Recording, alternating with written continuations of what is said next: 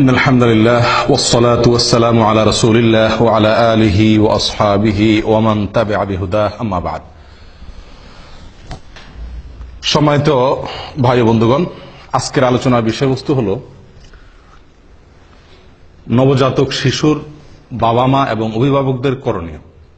একটি শিশু যখন দুনিয়াতে আসে তখন তার অভিভাবক হিসাবে বাবা মা, দাদা দাদি, নানা নানি যারা তার অভিভাবক থাকেন তাদের বেশ কিছু করণীয় আছে। এই করণীয়গুলোর বেশিরভাগ আমাদের সমাজে মানুষ জানেই না, খুব কম মানুষই জেনে থাকার কথা। আমরা আজকের আলোচনা ইনশাআল্লাহ 13টি করণীয়র কথা উল্লেখ করব কোরআন এবং সুন্নাহর আলোকে।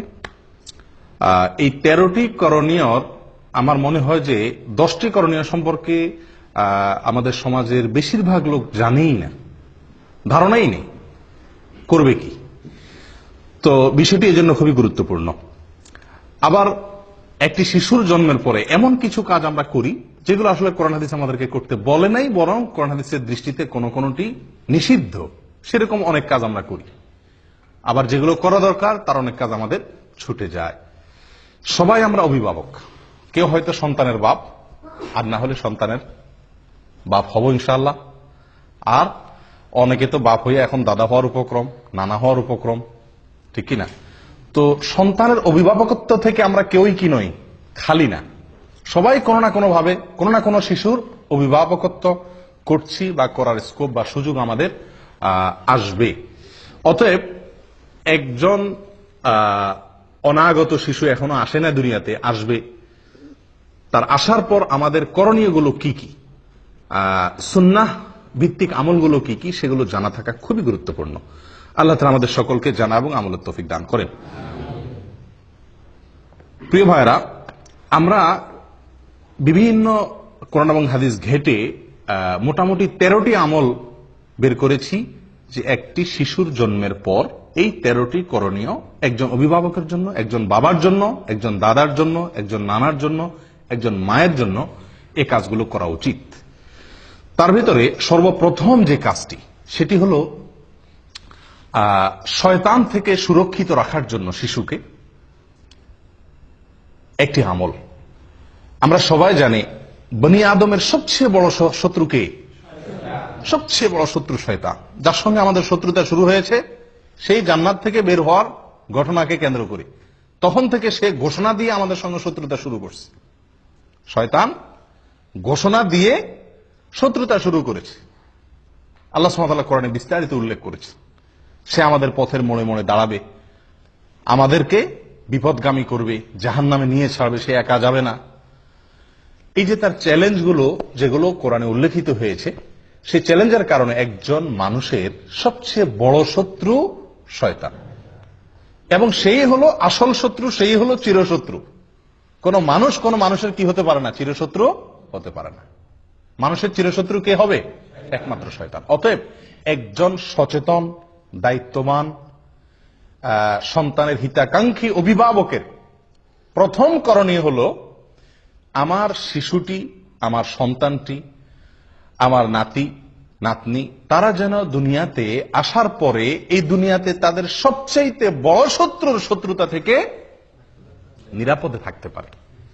এই ব্যবস্থা গ্রহণ করা একজন অভিভাবকের সবচাইতে বড় দায়িত্ব। কথা বুঝে আসছে? তো সেই জন্য নবী সাল্লাল্লাহু আলাইহি ওয়াসাল্লাম আমাদেরকে একটা আমল শিক্ষা দিয়েছেন। এটি হলো সন্তান জন্মের আগে একটা আমল, পরে আরেকটা আমল। এই দুইটাই হলো সুরক্ষার জন্য। আমি বলি টিকা, বিভিন্ন রোগ যাতে না হয় আগে থেকে নিরাপত্তার জন্য টিকা নেওয়ার ব্যবস্থা আছে না? তো এই দুইটা আমলকে আমি বলি টিকার মতো। আগে থেকেই রোগ প্রতিরোধ ব্যবস্থা, শয়তানের আক্রমণ থেকে প্রতিরক্ষার জন্য শিশুর দুটি ব্যবস্থা কোরআন এবং সুন্নাহ আমাদেরকে বাতলে দিয়েছে। একটি শিশু যাতে বড় ধরনের শয়তানের কোন অ্যাটাক থেকে, আক্রমণ থেকে আল্লাহ তাআলা যেন তাকে হেফাজতে রাখেন, এজন্য আল্লাহর আশ্রয় চেয়ে নেওয়া তার জন্য। একটা হলো সন্তান দুনিয়াতে আসার আগে, আরেকটা হলো সন্তান দুনিয়াতে আসার পরে। দুইটা আমল।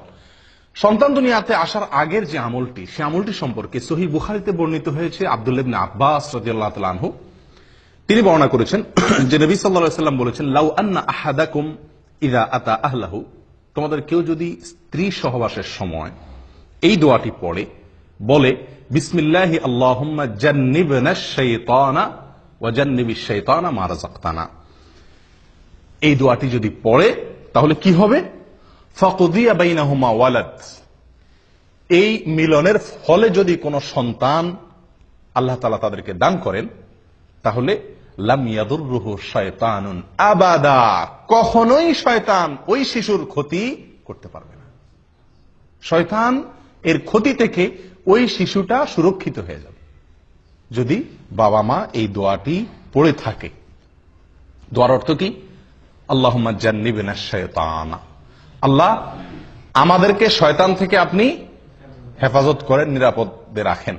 ওয়া জান্নিবিশ শাইতানা মা রাযাকতানা, আর আমাদেরকে যে শিশু, যে সন্তান আপনি দিবেন, রিজিক হিসাবে দান করবেন, সেই শিশু, সেই সন্তানকেও আপনি শয়তানের আক্রমণ থেকে হেফাজত করবেন। এই দোয়া যদি কেউ পড়ে তো আল্লাহ সুবহানাহু ওয়া তাআলা ওই সন্তানকে আজীবন কখনোই শয়তানের বড় কোনো আক্রমণ, বড় ধরনের কোনো ক্ষতি, তাকে মুরতাদ বানায় দেওয়া, অমানুষ করে দেওয়া, একেবারে বিপদগামী করে দেওয়া, এরকম বড় দায় কোনো ক্ষতি তার করবে না ইনশাআল্লাহ। প্রিয় ভাইরা, একটি আমল আমরা পেয়ে গেলাম। সন্তান দুনিয়াতে আসার আগেই বাবা মা যদি এই আমলটি করে তাহলে তার সন্তানের জীবনের বিরাট বড় একটি সুরক্ষা হয়ে গেল, একটা প্রতিরক্ষা ব্যবস্থা হয়ে গেল। আমল নাম্বার 2, সন্তান জন্মগ্রহণের পরে বাবা মা যেই সন্তানের কাছে থাকবে অথবা দূরে, কাছে হলে বেশি ভালো, কাছে থাকবে বা দূরে, বাবা হোক মা হোক যে কেউ এই আমলটি করবে, আর সবাই মিলে করলে তো সবচেয়ে ভালো। আমলটি হলো, এটাও আল্লাহর আশ্রয় প্রার্থনা। আপনি কোন দিন সন্তান আল্লাহ তাআলা কবুল করছেন, কোন দিন দোয়া পড়ছেন না পড়ছেন খোঁজ খবর নাই, মুজদিস নাই হয়তো, তো আল্লাহ তাআলা দ্বিতীয় ব্যবস্থা রাখছেন। প্রথম টিকা যদি মিস হয়ে যায় তো দ্বিতীয় টিকা আপনি ধরবেন। সেটা হলো সন্তানের জন্মের পরে আপনি আল্লাহর কাছে আশ্রয় চেয়ে নেবেন, ওই একই আশ্রয়, শয়তানের আক্রমণ থেকে। এক্ষেত্রে দুটি বর্ণনা আমরা পাচ্ছি। এক হলো আল্লাহ সুবহানাহু ওয়া তাআলা সূরা আলে ইমরানের ভিতরে ইমরানের স্ত্রীর ঘটনা বর্ণনা করেছেন। ইমরানের স্ত্রীকে ঈসা আলাইহিস সালামের নানী, মারিয়াম এর মা। যখন মারিয়াম তার গর্ভে এসেছিল তখন তিনি আল্লাহর কাছে ফরিয়াদ করেছিলেন। কি ফরিয়াদ? তিনি বলেছেন, ওয়া ইন্নী সাম্মাইতুহা মারিয়াম ওয়া ইন্নী উঈযুহা বিকা ওয়া যুররিয়াতাহা মিনাশ শাইতানির রাজীম। আল্লাহর কাছে দোয়াটা পছন্দ হয়েছে। সন্তান ভূমিষ্ঠ হওয়ার পরে মারিয়াম এর মা, মারিয়ামের মা দোয়া করেছেন, মারিয়ামের মা দোয়া করেছেন। ইমরানের স্ত্রী, সূরা আলে ইমরান যে কোরআনে বর্ণিত হয়েছে না, এই ইমরানের স্ত্রী ঈসা আলাইহিস সালামের নানী, তিনি দোয়া করেছেন, আল্লাহ যে শিশু আপনি দান করছেন আমাকে, এর নাম আমি মারিয়াম রাখলাম, আর একে আমি আপনার কাছে এর জন্য আশ্রয় চাই। আল্লাহ আপনার আশ্রয় আমি প্রার্থনা করি, আমার এই সন্তানের জন্য আপনি আশ্রয় দিয়েন। কোত্থেকে? শয়তানের শয়তানি থেকে, শয়তানের শয়তানি থেকে আমার এই মেয়েকে এবং এই মেয়ের যত বংশধর আছে আসবে তাদের সবাইকে আপনি শয়তানের শয়তানি থেকে কি দিয়েন? আশ্রয় দিয়েন। দোয়াটি কি করছেন? মারিয়ামের মা। আপনারা আলহামদুলিল্লাহ সবাই মোটামুটি মক্কা মদিনা গেছেন, তাই না? আমাদের দেশ থেকেও হাজিরা আসলে, এখান থেকেও হাজিরা গেলে মরিয়ম ফুল কিনে, দেখছেন আপনারা? মরিয়ম ফুল কিনে। কেন মরিয়ম ফুল কিনে? আবার ওই কি মরিয়ম খেজুরও একটা আছে সম্ভবত, না? মরিয়ম খেজুর কিনে, মরিয়ম ফুল কিনে। কেন? ওই যে মারিয়াম আলাইহিস সালাম তার গর্ভে আল্লাহ সুবহানাহু ওয়া তাআলা কুদরতি ভাবে যে সন্তান দিয়েছিলেন ঈসা আলাইহিস সালামকে, তার জন্মটা হয়েছে একমাত্র মানে সরাসরি আল্লাহর কুদরতে, তাই না? এবং তার বর্ণনা আল্লাহ কোরআনে উল্লেখ করেছেন। তিনি গাছের সাথে হেলান দিয়ে বসেছিলেন, খেজুর গাছের সাথে, আল্লাহ বলছেন ধাক্কা দিয়েছেন, খেজুর পড়ছে, তিনি সেখান থেকে খাইছেন, আল্লাহ তাআলা খুব সহজে গর্ভ খালাস করে দিয়েছেন। এখন এই ভালো সন্তান বা যাতে ভালোভাবে দুনিয়াতে আসে সেজন্য মানুষ মরিয়ম ফুল কিনে, সেজন্য মানুষ ওই মরিয়ম খেজুর তালাশ করে। কোত্থেকে সেই মরিয়ম খেজুর? 2000 বছর আগের খেজুর গাছ এখন কোত্থেকে আসবে? কে বা কারা নাম দিছে আর ধুমছে মানুষ কিনতেছে। হ্যাঁ, মরিয়ম খেজুর ওই গর্ভধারণকারী মায়েদেরকে খাওয়ায় এই বিশ্বাস রেখা, যেটা খাওয়াইলে কি হবে? সন্তান সহজে খালাস হবে বা বের হবে। আশ্চর্য কথা, যেই আমল কোরআনে বর্ণিত হয়েছে, মারিয়ামের মায়ের যেই দোয়া আল্লাহ পছন্দ করে কোরআনে যুক্ত করে দিয়েছেন, ওই খেজুর, মারিয়ামের খেজুর সংরক্ষিত থাকা সহজ না। কোথাকার কোন মারিয়াম ফুল, কিন্তু আপনার এই যে আমল, এটি তো কোরআনে সংরক্ষণ করা হয়েছে, এটা তো আর ভুল নয়। মারিয়ামের মা যে দোয়া করেছিলেন গর্ভ থেকে সন্তানকে ভূমিষ্ঠ করার পর, সে আমল আমরা জানিও না, করিও না।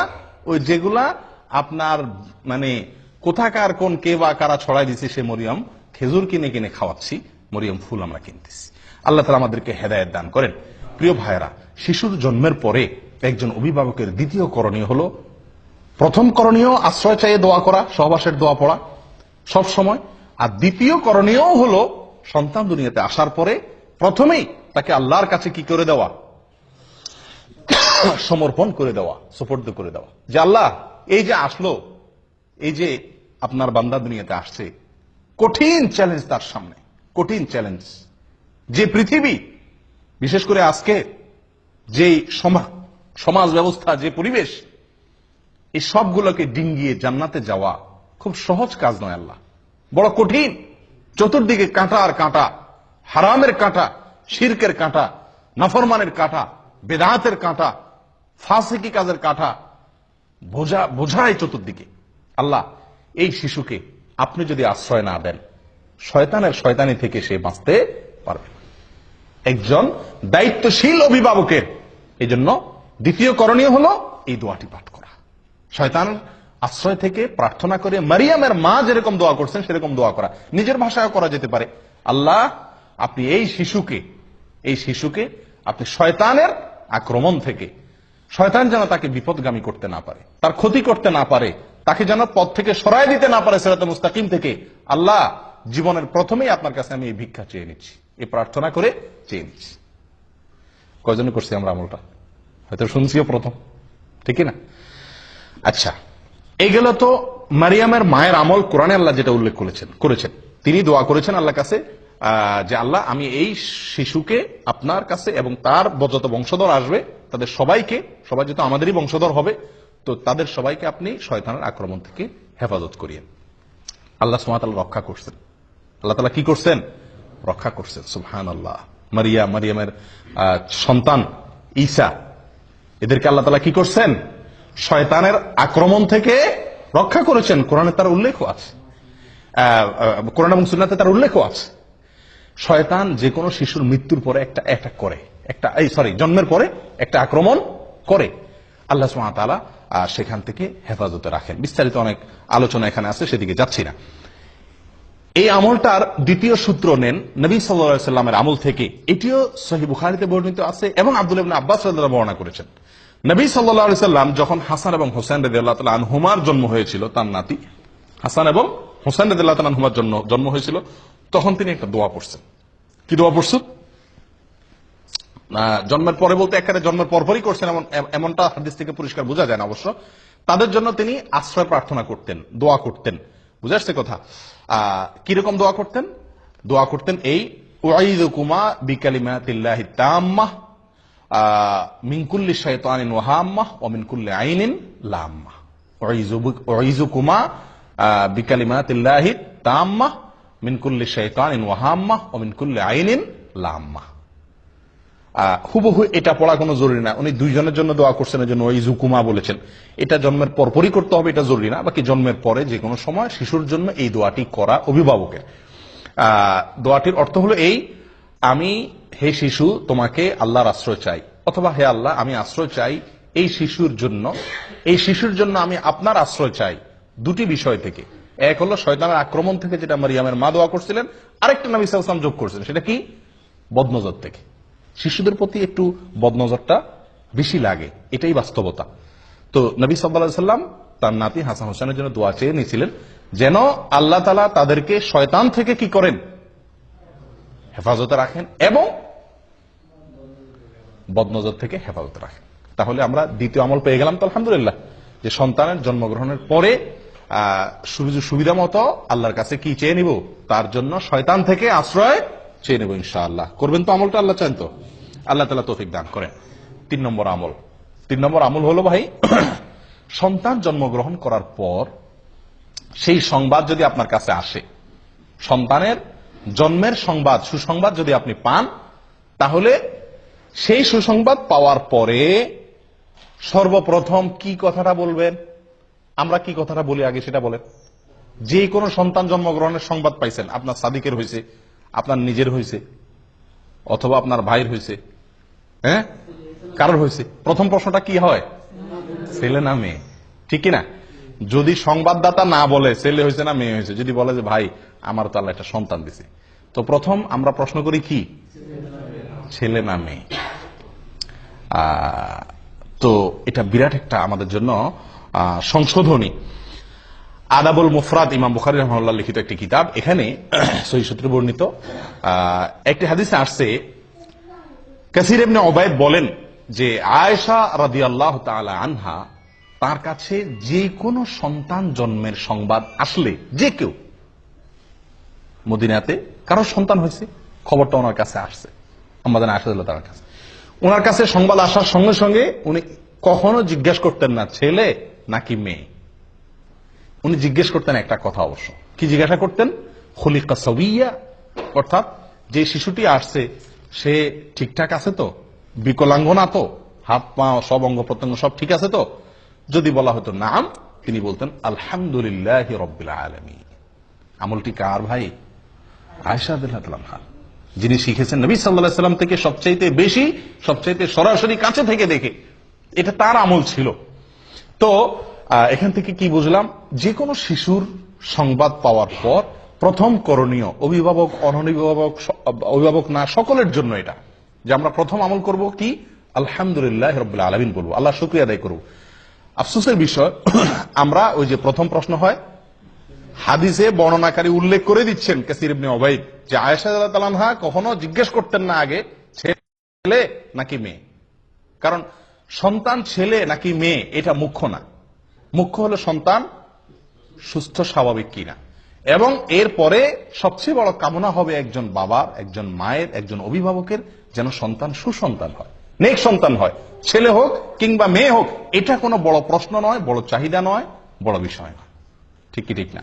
আল্লাহ সুবহানাহু ওয়া তাআলা নবীদের সন্তান চাওয়ার দোয়া আল্লাহ তাআলা কোরআনে উল্লেখ করে দিয়েছে আমাদেরকে শেখানোর জন্য।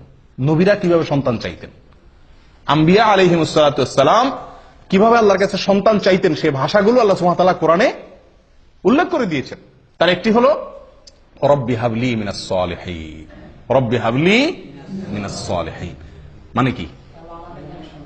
আল্লাহ আমাকে নেক সন্তান দান করেন, নেক সন্তান দান করেন, ভালো সন্তান দান করেন। আল্লাহর কাছে ছেলে অথবা মেয়ে এটা না চেয়ে আল্লাহর কাছে চাওয়া উচিত কি? সুসন্তান, সুসন্তান। সন্তান যদি নেক হয়, সে ছেলে হইলেও আমার উপকারে আসবে, মেয়ে হইলেও উপকারে আসবে। আর আল্লাহ না করুন সন্তান যদি সৎ না হয়, তাহলে সে ছেলে হোক আর মেয়ে হোক, সে আমার দুনিয়াও ডুবাবে, আখেরাতেও আমাকে ডুবাবে। আফসোসের বিষয়, এটা আজকে একটা চরম বাস্তবতা আজকের পৃথিবীতে। সেটা হলো যে মেয়ে হলে আমরা অনেকেরই মুখ কালো হয়ে যায়, ঠিক কিনা? আল্লাহ সুবহানাহু ওয়া তাআলা কোরআনে কারীমে বলেন, ওয়া ইযা বুশশিরা আহাদুহুম বিল উনসা যাল্লা ওয়াজহুহু মুসওয়াদ্দান ওয়া হুয়া কাযীব। জাহিলি যুগের, আইয়ামে জাহিলিয়াতের যুগে, ইসলাম পূর্ব যুগের মানুষের স্বভাব আল্লাহ তাআলা বর্ণনা করতে গিয়ে বলেন যে তাদের কাউকে যদি বলা হয় ভাই আপনার ছেলে হয়েছে বা তোমার ছেলে হয়েছে, তখন তাদের মুখটা কি হয়ে যায়? কালো হয়ে যায়, কালো হয়ে যায়। যদি জিজ্ঞাসা করে ভাই কি হয়েছে, মেয়ে হলে বলে কি? মেয়ে হয়েছে, মেয়ে। মানে ভাবটা এমন থাকে যে উনি খুশি না। আর ছেলে হলে মাশাআল্লাহ পুরো গালে হাসি দিয়া বলে হ্যাঁ আপনাদের ভাতিজা হয়েছে, আলহামদুলিল্লাহ। ঠিক না বেঠিক? এগুলো মূর্খতা ছাড়া আর কিছু না ভাই, মূর্খতা। একটা মানুষের শুধু মেয়ে হচ্ছে, তার একটা ছেলে হচ্ছে না, অথবা একজনের শুধু ছেলে হচ্ছে, একটা মেয়ে হচ্ছে না, ছেলে বা মেয়ের চাহিদা তার ভিতরে থাকা, এটা দোষের কিছু না। কিন্তু সন্তান হিসাবে ছেলে হলে খুশি হওয়া, মেয়ে হলে বেজার হওয়া, এগুলা বোকামি ছাড়া কিচ্ছু না।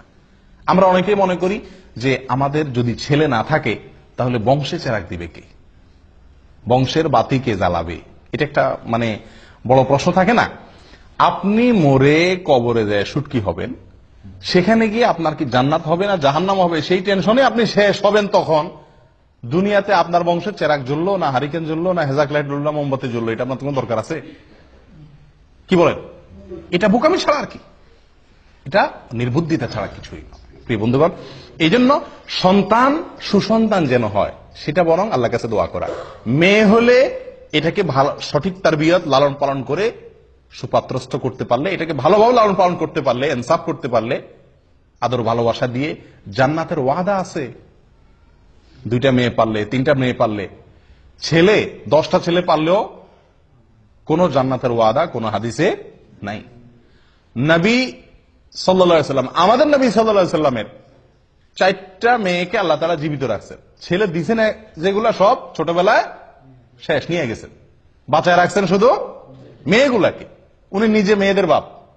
এত যাদের কি হয় না, ছেলে হয় না বা ছেলে নাই, শুধু মেয়ে, আপনারা এটা ভাইবা খুশি হন যে নবী সাল্লাল্লাহু আলাইহি সাল্লাম মেয়েদের বাপ ছিল, আপনিও কি মেয়েদের বাপ।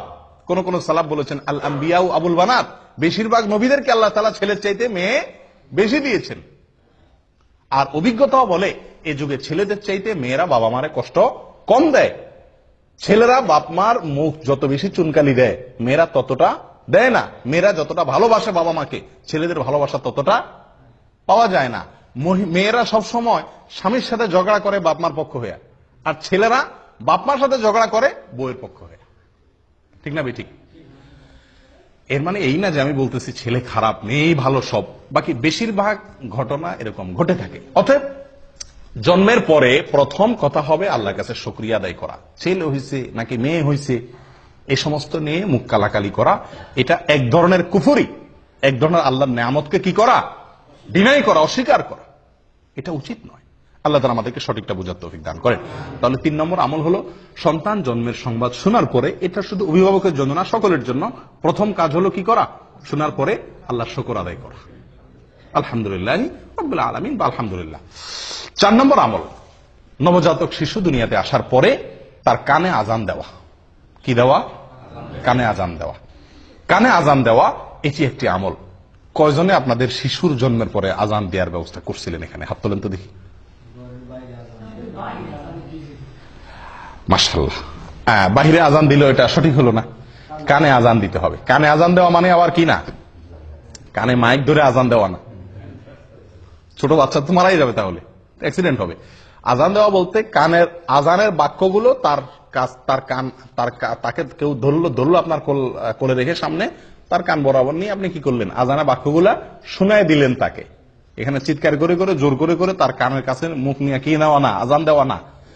আজানের বাক্যগুলো তার কানে শুনিয়ে দেওয়া। তাকে প্রথম এই আল্লাহর জমিনে আসার পরে আল্লাহর কালিমা, সালাতের আহ্বান তার কানে পৌঁছে দেওয়া, এবং এর একটা প্রভাব তার জীবনে ফলবে ইনশাআল্লাহ। কথা বুঝে আসছে ভাই? আবু রাফি রাদিয়াল্লাহু তাআলা আনহু তিনি বর্ণনা করেছেন। কে? আবু রাফি রাদিয়াল্লাহু তাআলা আনহু। তিনি বর্ণনা করেছেন, যেটি মুসনাদে আহমদে এসেছে, সুনানে তিরমিজিতে এসেছে, এবং ইমাম তিরমিজি রাহিমাহুল্লাহ হাদিসটিকে হাসান সহিহ বলে মন্তব্য করেছেন।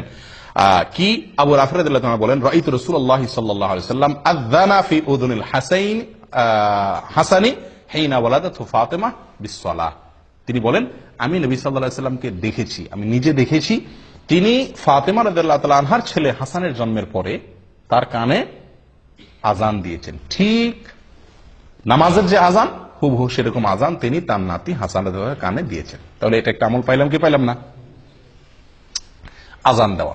অনেকে বলেন বাম কানে একামত দেওয়া, ডান কানে আজান দেওয়া, বাম কানে। ডান কানে আজান দেওয়া তো নবী সাল্লাল্লাহু আলাইহি ওয়াসাল্লামের আমল থেকে সাবিত হলো, যদিও কেউ কেউ এটা নিয়েও এর সনদ নিয়ে অনেকে মন্তব্য করেছেন, কিন্তু আমার কাছে বিশুদ্ধ মনে হয় আজান দেওয়াটাই সুন্নাত, এই হাদিস দ্বারা যেহেতু সাবিত হয়েছে। বাম কানে একামত দেওয়া এটা কতটুকু প্রমাণিত?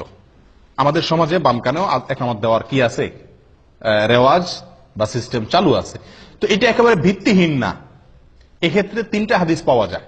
একটা হাদিস যেটা পাওয়া যায় সেটাকে জাল বলেছেন মুহাদ্দিসিন ইকরাম অনেকে, হাদিসটি ভিত্তিহীন। আরেকটাকে যঈফ বলেছেন, যেটা সুনানে বাইহাকিতে বর্ণিত হয়েছে।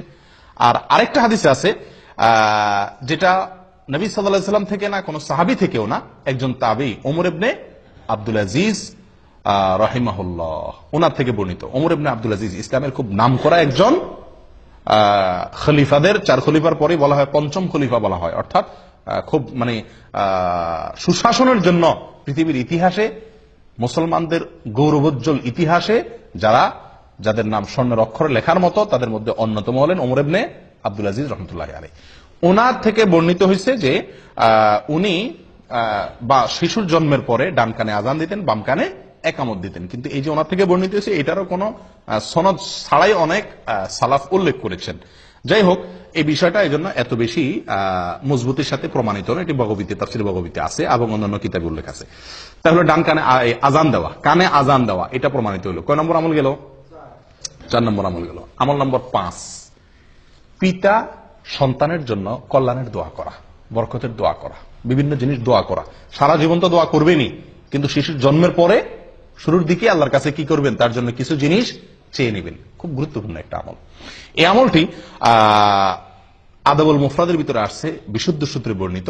একজন সাহাবী মুআবিয়া ইবনে কুররাহ রাদিয়াল্লাহু তাআলা আনহু, মুআবিয়া ইবনে কুররাহ রাদিয়াল্লাহু তাআলা আনহু, তিনি বলেন, আমার ছেলে ইয়াস এর জন্ম যখন হয়েছিল, তো এলাকার যে সমস্ত সাহাবীরা আছেন, সিনিয়র সাহাবীরা, তারা আমার বাসায় আসছেন, তাদেরকে আমি মেহমানদারি করছি।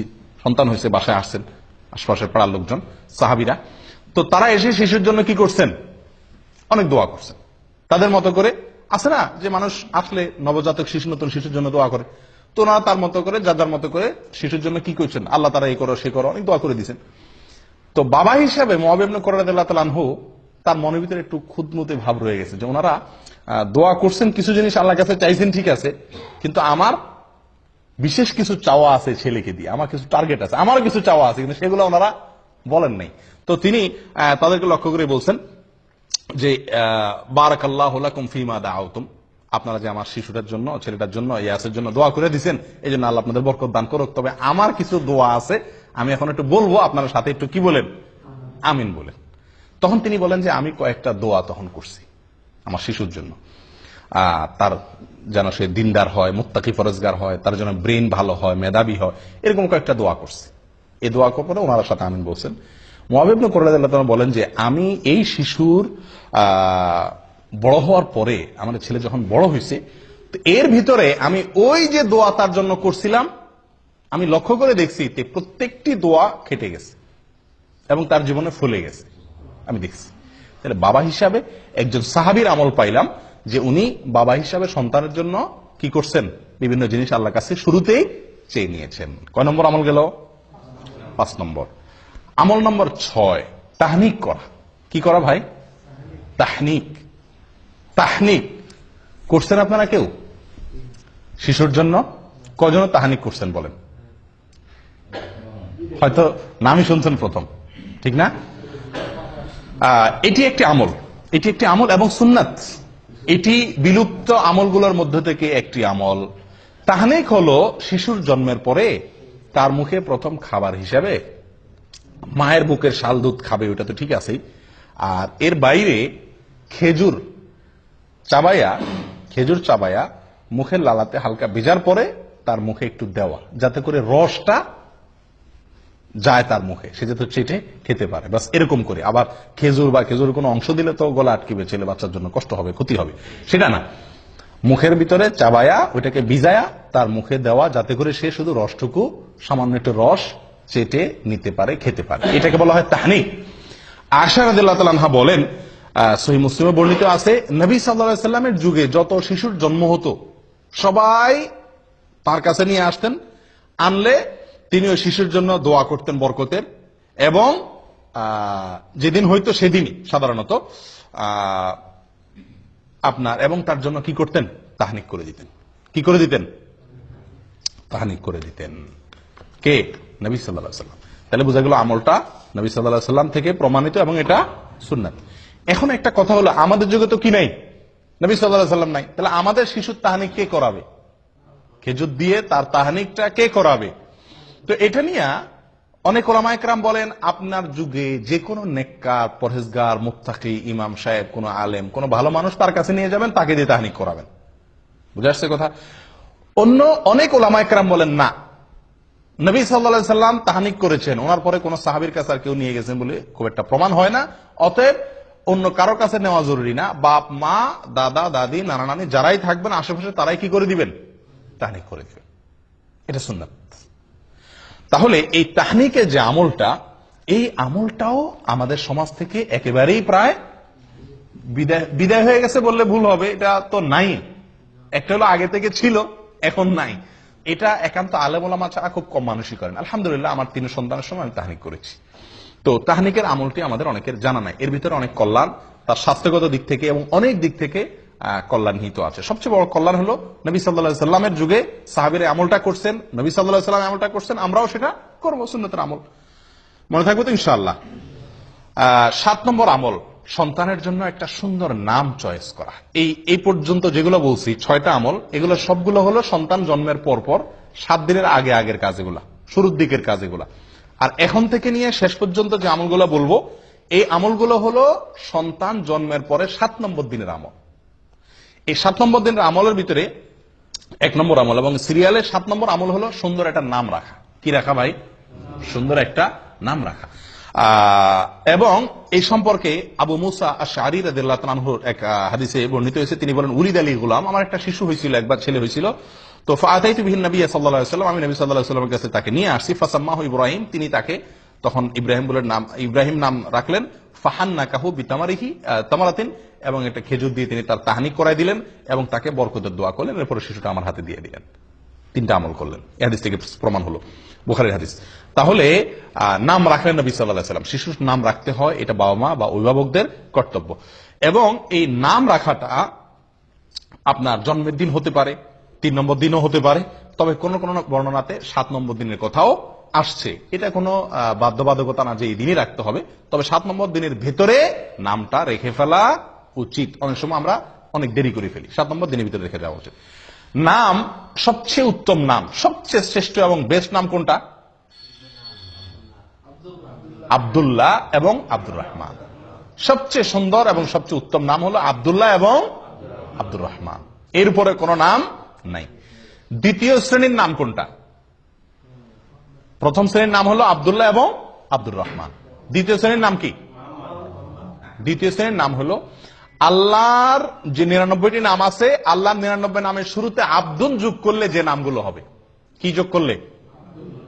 আব্দুন যোগ করলে যে নামগুলো হবে। যেমন আব্দুল খালেক, আব্দুল মালিক, আব্দুল গফফার, আব্দুল সত্তার, আব্দুল গফুর, আব্দুর রহিম, আব্দুল ওদুদ, যত আল্লাহর 99 নাম দিয়ে যে নাম আছে, আমরা নাম খুঁজে পাই না। শিশু হলে নাম নিয়ে যে কি এক অস্থির হয়ে যায় মানুষ। হুজুর একটা নাম দেন, ভাই একটা নাম দেন, নাম ঠিক করতে পারে না। আল্লাহর 99 নাম, এটা শুরুতে আব্দুল লাগাইলে ছেলেদের নাম হয়ে যায়, আমাতুন লাগাইলে মেয়েদের নাম হয়ে যায়। আমাতুন মানে বান্দি, মেয়ে গোলাম, আর আব্দুল মানে পুরুষ, ছেলে গোলাম। আল্লাহর বান্দা, আল্লাহর মেয়ে বান্দা। তাহলে 99টা নাম তো আপনার হাতের কাছেই আছে। এবং এর ভিতরে বহু নাম আছে যেগুলো আমাদের সমাজে খুব একটা শোনাই যায় না। আমরা নাম রাখার ক্ষেত্রে বেশ কিছু জটিলতা আমাদের দেখা দেয়। এর ভিতরে একটা হলো আনকমন নাম খুঁজি। আব্দুল্লাহ নাম রাখতে বলে যে আব্দুল্লাহ, আব্দুল্লাহ এ তো আমার ভাইয়ের খালাতো শালির জেঠাতো ভাইয়ের ছেলের নাম। কোন মানে আছে? আমার বোনের ছেলের নাম। তো সমস্যা কি? আপনার বোনের ছেলের নাম হয়েছে। আপনারা দেখেন এদেশের একটা কালচার আছে, বাপের নামও আব্দুল্লাহ, ছেলের নামও আব্দুল্লাহ, দাদার নামও আব্দুল্লাহ, নাতির নামও আব্দুল্লাহ। কই, তাহলে তো কোনো সমস্যা হয় না। আমরা বলি ডাকলে তো সমস্যা, আব্দুল্লাহ বলে 2জন দৌড় দিবে। এই সমস্যাটা জীবনে কয়বার হবে? এই সমস্যাটা জীবনে কয়বার হবে? এগুলা সঠিক না। আসলে আমরা আনকমন নাম খুঁজতে গিয়ে এমন এক আনকমন নামের পিছনে পড়ে যাই যেটা আমাদেরকে সুন্দর নাম থেকে দূরে সরাই দেয়। এই জন্য আপনি আজকে আব্দুল্লাহ, আব্দুর রহমান বা এই সমস্ত সুন্দর সুন্দর ভালো ভালো নাম খুব বেশি এটা রাখার কালচার আস্তে আস্তে উঠে যাচ্ছে। মানুষ লালটু, বল্টু, টল্টু এই সমস্ত নাম রাখে। আল্লাহ হেফাজত করেন। সুন্দর একটা নাম রাখা, এটা সন্তান, নবজাতক সন্তান ভূমিষ্ঠ হওয়ার পরে বাবা মায়ের বা অভিভাবকদের করণীয়র ভিতরে অন্যতম প্রধান একটি করণীয়। মনে থাকবে তো ইনশাআল্লাহ। আমাদের দেশের নামের ভিতরে আরো অনেকগুলো সমস্যা আছে। তার ভিতরে একটা হলো যে একজনের 3টা-4টা করে নাম থাকে। একজনের কয়টা করে নাম থাকে? 3টা-4টা করে নাম থাকে। এবং সবগুলো আলাদা আলাদা নাম। সব নামগুলো কি? আলাদা আলাদা নাম। আমি কি বুঝাতে পারছি? যেমন ওমর ফারুক। আচ্ছা, এটা আরেক সমস্যা, সেখানে আমি আসতেছি। তার আগে একটু বলে নিই যে একজনের 3-4টা নাম লাগে। যেমন মোহাম্মদ আলী, মোহাম্মদ আলী, 2টা নাম কিন্তু এখানে। একটা নবীর নাম, নবী সাল্লাল্লাহু আলাইহি সাল্লামের নাম, আর একটা হলো নবী সাল্লাল্লাহু আলাইহি সাল্লামের চাচাতো ভাইয়ের নাম, জামাইয়ের নাম, ঠিক না? 2 জনের নাম একজনে দখল করছে, ঠিক না? এভাবে আমাদের দেশে যত নাম পাবেন, বেশিরভাগ নামগুলো একজনের 3-4টা নাম। এটা একটা ভুল কালচার। এটাতে কোনো মানে কোরআন হাদিস অশুদ্ধ হয়ে যাবে, আলোকে অশুদ্ধ হয়ে যাবে, বা এটা কারণে আপনার কোনো গুনাহ হয়ে যাবে, এরকম না। কিন্তু এটা মানে সঠিক না। নাম থাকবে কি একটা, নাম থাকবে একটা, সেটা যেটাই হোক। হ্যাঁ, তার সাথে বাবার নাম যুক্ত হতে পারে, তাহলে 2টা হলেও সমস্যা নেই। দাদার নাম যুক্ত হয়ে 3টা হলেও কি নাই, দোষের কিছু নেই। কিন্তু আপনার একারই নাম কি 3টা। এখন তার নাম হলো মোহাম্মদ আলী, তার বাবার নাম হলো আব্দুল গফুর, তাহলে মোহাম্মদ আলী, আব্দুল গফুর, দাদার নাম আরেকটা লোগান, তাহলে 4টা-5টা নাম হয়ে গেল। 3 জনের মিলায় 4-5টা নাম। আর ভাগ্য ভালো, এর বাপের নাম আব্দুল গফুর, এর বাপের নাম যদি হয়তো কি শরবত আলী, তাহলে তার মধ্যে তো আরো 2টা নাম হইতো, ঠিকই না? তো এগুলো মানে এক ধরনের ভুল। নাম যে কোনো একটা নাম রাখা উচিত। এক্ষেত্রে একটা কালচার আমাদের সমাজে যেভাবেই হোক ঢুকে গেছে শিয়াদের প্রভাবের কারণে। এককালে হয়তো আমাদের দেশের নামগুলো রাখার ক্ষেত্রে শিয়াদের একটা ভূমিকা ছিল, তাদের কাছ থেকে হয়তো দিন শিখছে, আফগান থেকে বা মোগল আমলে শিয়াদের একটা প্রভাব ছিল। আমাদের দেশে বেশিরভাগ নামের সঙ্গে আপনার নামের শেষে আপনারা দেখবেন হয় আলী, নয় হাসান, নয় হোসেন। খেয়াল করছেন আপনারা? এখানে যদি এখন যাচাই করি আমরা, তো আমার মনে হয় শতকরা 30 জন মানুষের নামের শেষে হয় হাসান আছে, নয় হোসেন আছে, আর না হয় আলী আছে, ঠিকই না? ভাই, হাসান হোসেন আলী থাকাতে তো সমস্যা নাই। সমস্যা যেখানে সেটা হলো অন্য কোন সাহাবীর নাম তো আর রাখেন না, শুধু এই 3 জনের নাম রাখেন কেন? এটা তো শিয়াদের চিন্তা। শিয়ারা এই 3 জনকে শুধু মুসলমান মনে করে, অন্য সব কাফের সাহাবীদেরকে কি মনে করে? কাফের মনে করে। নাউজুবিল্লাহ। তো আপনি শুধু 3 জনেরটাকে রাখবেন আর কারোরটা রাখবেন না, এটা তো বোঝা যায় যে তাদের যে শত্রুতার কালচার শিয়াদের, সেটা আপনার ভেতরে আছে, আল্লাহ মাফ করে। এটা একটা ভুল। অতএব আপনি যদি মহব্বত করে সাহাবীর নামকে রাখতে চান, তো নামের ক্ষেত্রে তো ওই যে আল্লাহর নাম শুরুতে আব্দুল লাগায় রাখা, এটা এই ক্লাসের নাম। 2 নম্বর হলো নবীদের নাম, 3 নম্বর হলো সাহাবীদের নাম। যে কোনো সাহাবীর নাম আপনি কি করেন? রাখেন, সুন্দর। আলী রাখেন, ওমর রাখেন, আবু বকর রাখেন, কোনো অসুবিধা নাই। তো এক্ষেত্রে যে কোনো একটা নাম আমরা রাখি, কিন্তু ওই যে সাথে আরো 2-3টা লেজুল যুক্ত করে দিই, এবং শেষে আলী, হাসান, হোসাইন গঠন রাখ, কামরুল হাসান, দেলোয়ার হোসাইন, হ্যাঁ, তারপরে শরবত আলী, আব্দুল আলী। আর অর্থের দিক থেকে অনেক সমস্যাও আছে, অনেক নামের মধ্যে অর্থের দিক থেকে কি আছে, সমস্যাও আছে। যেমন রহমত আলী। রহমত আলী মানে কি? আলীর রহমত, আলীর করুণা। এ তো শিয়ারা আলী আল্লাহকে আল্লাহর জায়গা দেয়, এই জন্য আল্লাহর আলীর রহমতে তারা সন্তান পাইছে, দেখে সন্তানের নাম রাখে আলীর রহমতে সন্তান পাইছি। আমরা তো এটা বলতে পারি না। হ্যাঁ, আল্লাহ সুবহানাহু ওয়া তাআলার গুণবাচক নামের ভিতরে একটা হলো আলী। আপনি সেই দৃষ্টিকোণ থেকে রাখলে সেটা ঠিক আছে, কিন্তু মানুষ আসলে বুঝেও না কি রাখে, এটা একটা সমস্যা। আরেকটা সমস্যা হলো যেটা উনি বলছেন, ওমর ফারুক। এখানে ফারুক এটা হলো ওমর রাদিয়াল্লাহু তাআলার একটা কি, একটা উপাধি। এটা শুধু ওনার জন্য খাস। আপনি ওমর ফারুক কোন ইয়ের জন্য, আপনার সন্তানের জন্য রাখলে সেটা কি হলো না, এটা খাটলো না। আপনি যদি রাখতে চান ওমর রাদিয়াল্লাহু মহব্বত করে, তা আপনি ওমর রাখেন, কিন্তু ওনার উপাধি আপনার সন্তানের জন্য আপনি জুড়ে দিবেন, এটা সঠিক না। ঠিক একইভাবে আবু বকর সিদ্দিক নাম বেশিরভাগ মানুষ এভাবে রাখে না, ওসমান গনি, ওসমান গনি এভাবে রাখে। তো এরকম আরো বহু সাহাবী আছেন, আবু আইয়ুব আনসারী, এভাবে যুক্ত করে সাহাবীদের নামের সঙ্গে তাদের যে আলাদা পরিচয় আছে ওইটাও আবার যুক্ত করে। ভাই, কারোর পরিচয় কেউ কি করতে পারে না, গ্রহণ করতে পারে না, ওইটাকে আলাদা নাম হিসাবে নেন, ঠিক আছে। আপনি কথার কথা মরহুম শেখ মুজিবকে আপনি খুব মহব্বত করেন, আছে না অনেক লোক যে শেখ মুজিবকে মহব্বত করেন দেখে তার নামে সন্তানের কি করেন, নামকরণ করেন।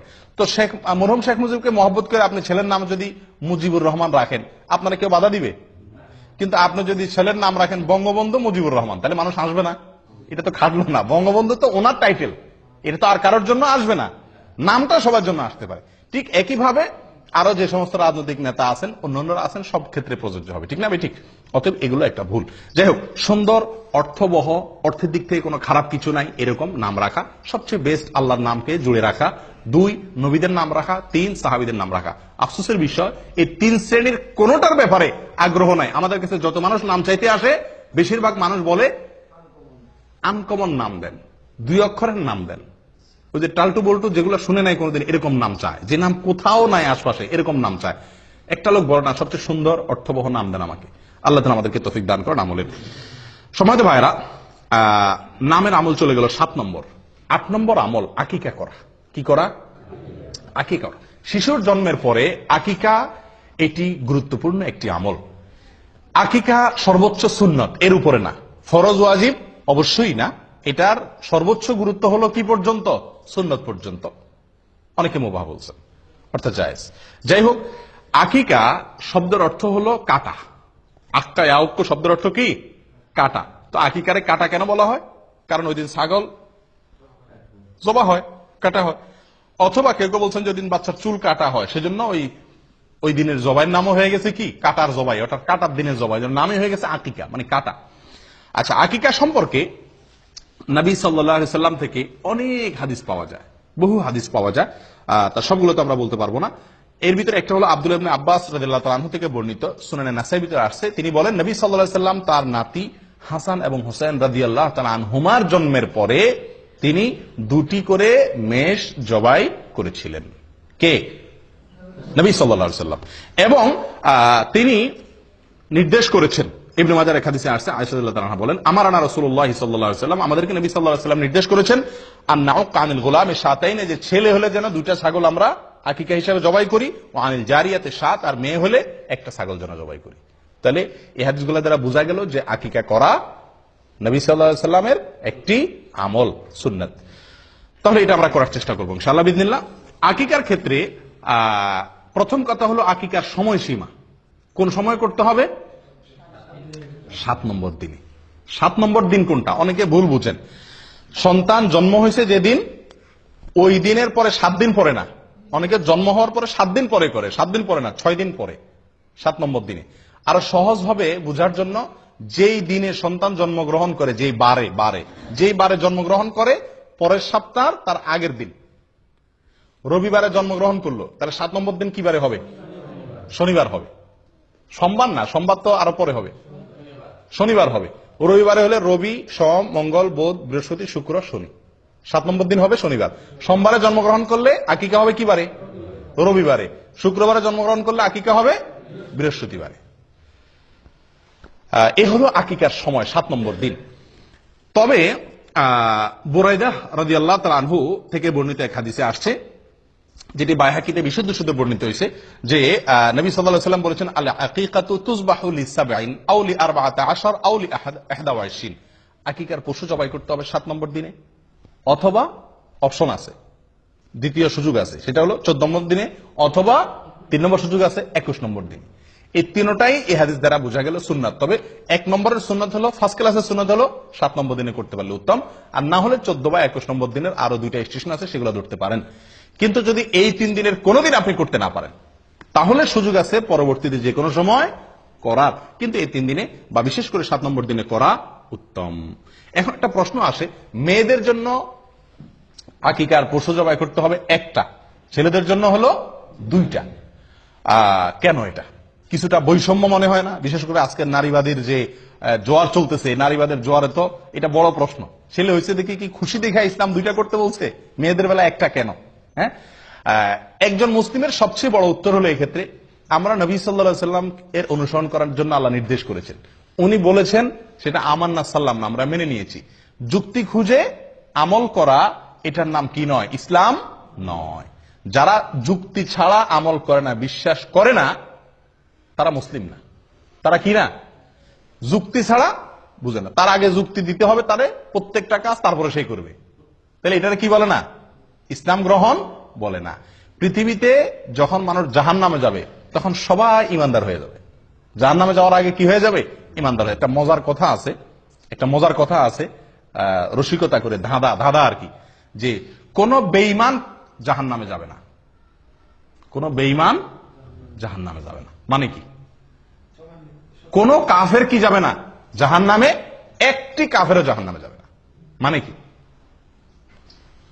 কাফের জাহান্নামে যাবে না মানে? তাহলে কে যাবে জাহান্নামে? জান্নাতে ইমানদার জাহান্নামে যাবে। যখন সে জাহান্নামে যাবে তখন আর কেউ কাফের থাকবে না। থাকবে? সে তো জাহান্নাম দেখার পরে সবকিছু বিশ্বাস করবে না? এই দেখার পরে বুঝার পরে এখন সে বিশ্বাস করলে এটার মূল্য আর নাই। তো এর মানে হলো যে কাফের জাহান্নামে যাবে না। জাহান্নামে যখন যাবে তখন ঈমান আসবে, কিন্তু সেই ঈমানের ভ্যালিডিটি আল্লাহ সুবহানাহু ওয়া তাআলার কাছে আর নাই বা থাকবে না। যাই হোক, তাহলে যেটা বলছিলাম, আকিকার ক্ষেত্রে কেন মেয়েদের ক্ষেত্রে একটা, ওই যে নবী সাল্লাল্লাহু আলাইহি ওয়াসাল্লাম বলছেন, সেজন্য আমার কোনো যুক্তি আর প্রয়োজন নাই। কিন্তু এর বাইরে বহু যুক্তি আছে। দেখুন, ইহুদিরা মদিনাতে, ইহুদিদের বসবাস ছিল, তাদের প্রভাব ছিল মদিনার সমাজে। ইহুদিরা মেয়ে হলে কোনো আকিকাই করতো না। আকিকা এটা আগে থেকে চালু ছিল।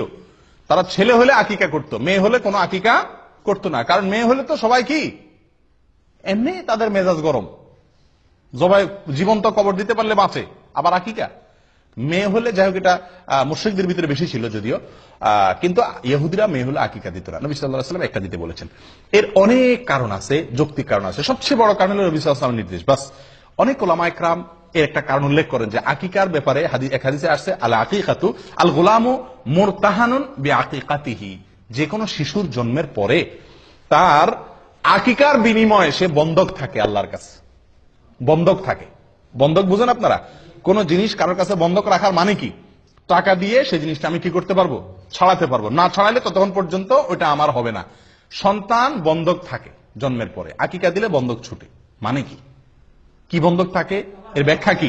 এর ব্যাখ্যা সম্পর্কে অনেক কথাই আছে, মুহাদ্দিসিন ইকরাম বলেছেন। হাদিসে স্পষ্ট কিছু বলা হয় না। কেউ কেউ বলেছেন এর মানে হলো এই শিশু কিয়ামতের দিন তার বাবার জন্য সুপারিশ করবে না যদি বাপে আকিকা না করে। আকিকা করলো, বন্ধক ছুটে গেছে, এবার সুপারিশ করবে। কেউ কেউ বলেছেন এর মানে হলো আল্লাহ তাআলা একে শয়তান থেকে সুরক্ষিত করা, দুনিয়াতে বিপদ আপদ থেকে রক্ষা করা, এই জিনিসগুলো মানে লক থাকে। আকিকা করলো, লক খুলে গেল। কথা বুঝে আসছে? তো ছেলেদের জীবনে নিরাপত্তার ঝুঁকি সবচাইতে বেশি মেয়েদের তুলনাতে, এবং ডাক্তাররা বলেন যে পুরুষদের শরীরে রোগ প্রতিরোধ ক্ষমতা মেয়েদের তুলনাতে কম থাকে, আর মেয়েদের শরীরে রোগ প্রতিরোধ ক্ষমতা একটু বেশি থাকে। আল্লাহ সৃষ্টি করছেন এইভাবে। এই জন্য ডোজ, আকিকা যদি আমি ডোজ হিসাবে নেই তার নিরাপত্তার জন্য, তার সুস্থতার জন্য, তাহলে এক্ষেত্রে ছেলের জন্য ডবল ডোজ, কারণ তার শরীরের ভিতরে রোগ প্রতিরোধ ক্ষমতা কম।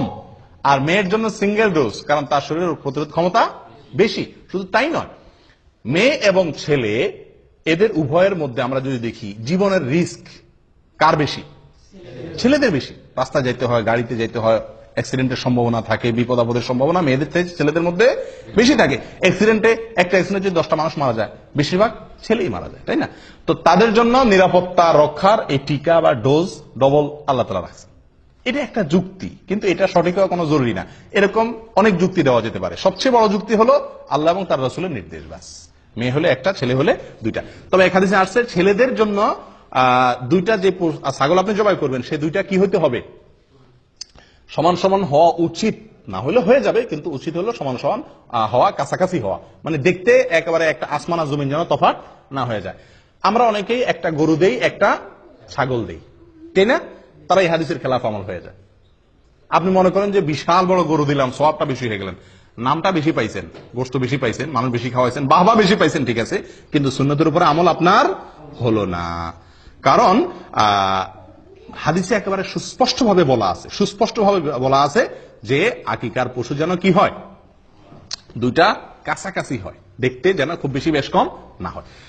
আকিকা কোন পশু দিয়ে দিবেন, এটা একটা বড় প্রশ্ন। এবং কোরবানির সাথে আকিকা মিশানো, এটা আরেকটা বড় প্রশ্ন। দেখুন ভাই, কোরবানির সাথে আকিকা মিলায়া একসাথে দেওয়া যাবে কিনা, একই গরুতে কোরবানি আকিকা মিক্স করে দেওয়া যাবে কিনা, আমাদের দেশের অনেক উলামা ইকরাম বা বেশিরভাগ উলামা ইকরাম যাবে বলেন। অথচ হানাফি মাযহাবের একজন প্রসিদ্ধ আলেম, পাকিস্তানের মুফতি রশিদ আহমদ রাহিমাহুল্লাহ, উনি আহসান ফতোয়া, একটা বিরাট বড় ফতোয়ার কিতাব লিখেছেন।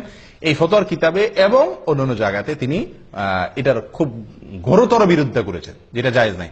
খোদ হানাফি মাযহাবের উলামা ইকরামেরই, আমাদের হানাফি মাযহাবের উলামা অনেকে বিরোধিতা করেন, এবং এটাকে মোটের উপরে আমরা অ্যানালাইসিস করলে দেখি এই কাজটি সতর্কতামূলক হলো। নবী সাল্লাল্লাহু আলাইহি ওয়াসাল্লাম যেভাবে করছেন ডাইরেক্ট সেভাবে করতে পারা। সেটা কি? ছাগল দেওয়া। ছাগল দেওয়া, কোরবানি গরুর ভিতরে কি না আকিকা মিক্স না করা।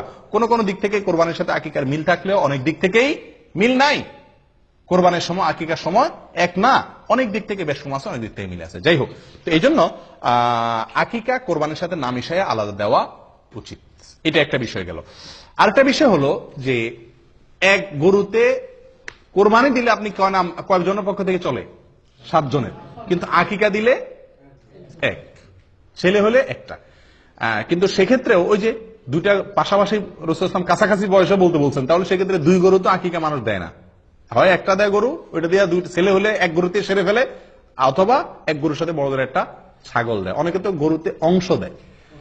তো এই অংশ দেওয়া না দেওয়া উচিত, ডাইরেক্ট গরু বা ছাগল দেওয়া উচিত। দেখুন ভাই, আকিকার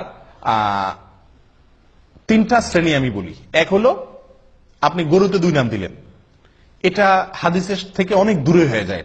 এটা সম্পূর্ণ যুক্তি নির্ভর হয়, দলিলের সরাসরি দলিলের সাথে মিলে না। নাম্বার 2, 2টা ছাগল দেওয়া বা 2টা ভেড়া দেওয়া সরাসরি, এটা নবী সাল্লাল্লাহু আলাইহি ওয়াসাল্লাম আমার সাথে মিলে, এটা হলো এই ক্লাসের। আরেকটা হলো যে একটা গরু দিলেন, একটা ছাগল দিলেন, এটা কোন রকমে চলে, বুঝে আসছে কথা? কিন্তু সবচেয়ে উত্তম হলো 2টা ছাগল দেওয়া। আকিকা যদি কেউ দিতে না পারে, সমস্যা আছে? কোন বিশেষ কোনো অসুবিধা নাই, হারাম না, কারণ এটা ফরজও না ওয়াজিবও না। কিন্তু বিনা কারণে আকিকা কি করা উচিত না? ছাড়া উচিত না। আমাদের সমাজে অনেক লোক আকিকা দেয় না, অথবা বাপ হইছেন, ছেলের বাপ হইছেন, একটা ছাগল বলে যে একটা ছাগলের টাকা আছে আমার কাছে, সমস্যা আছে?